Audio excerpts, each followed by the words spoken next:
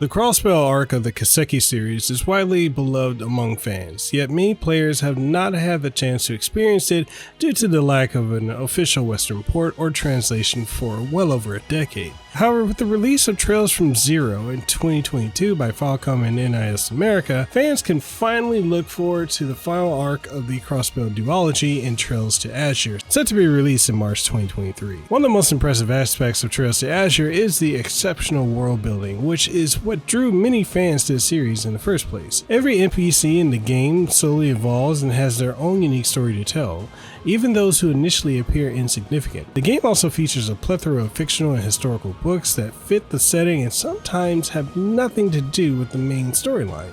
Additionally, the game's scope is impressive as it branches out to an international stage while still keeping the focus tightly on Crossbell. Despite things not always going smoothly for the characters, the game maintains a hopeful tone that will resonate with players. Furthermore, little details that may initially appear bothersome, such as Kea being talented at everything and instantly beloved by everyone she interacts with, eventually will have explanations that add depth to the storyline. Trails to Azure was initially released for the PSP in 2011 in Japan and later received a PC port in China.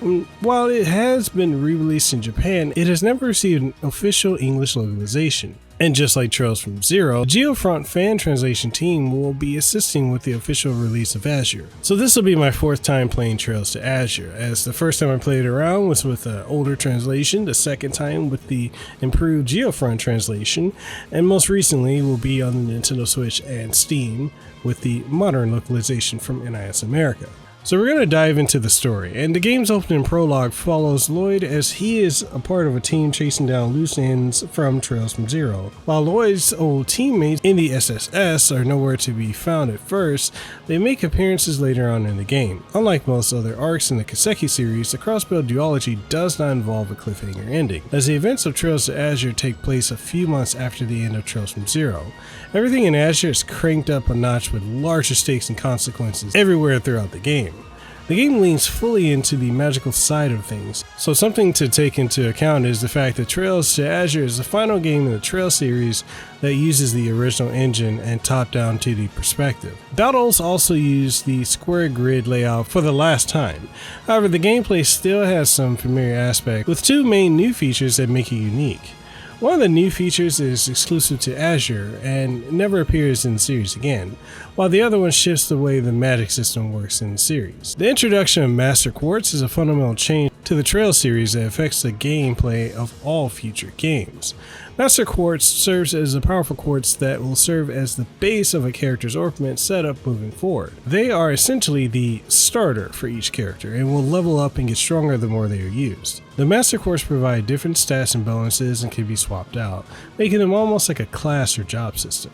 Master Quartz becomes the quickest way of setting a character down a path towards a particular role or build, and each Master Quartz will unlock a Master Art when it reaches level 5. The game structure remains the same with a familiar gameplay loop of doing side quests and main story quests. The game still takes place in Crossbell and players can revisit locations in the game. To assist with this, the SSS is given a car as a fast travel option to certain areas of the game. The game has a prologue chapter, 4 main chapters, an intermission chapter, a fragment chapter, and a final chapter that can be a third of the game on its own, and a big final dungeon. The average time it takes to beat Trails to Azure is roughly 46 to 70 hours, depending on how much time is spent talking to NPCs. I personally took about 60 hours to complete this game on Nintendo Switch, and I'm working through beating it on Steam. So one of the things I absolutely love about Trails to Azure is its mix of political and world building and magical elements in the game. The first half of the game focuses on political world building and story work, while the second half leans fully into the supernatural and magical side of the Trails universe. The characters are great, Crossbell feels alive, the music and presentation are incredible, and some aspects of the game are at their strongest. Players should also be prepared for some challenging battles ahead, and some of the hardest ones being winnable or losable. However, losing the fights does not end the game, and players can still continue playing. In addition, the game has some interesting characters worth visiting,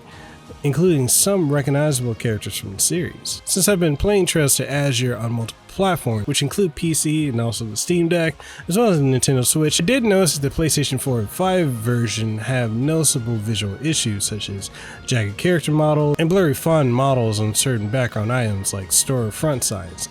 In comparison, the Switch and Steam ports have almost everything in the game touched up in a higher resolution without any of these issues. It seems that the PS4 version is simply an upscale port of the Vita version, while the Switch and Steam versions are built from the previous PC port. Despite this, I did not experience any performance issues on any of the platforms I played on.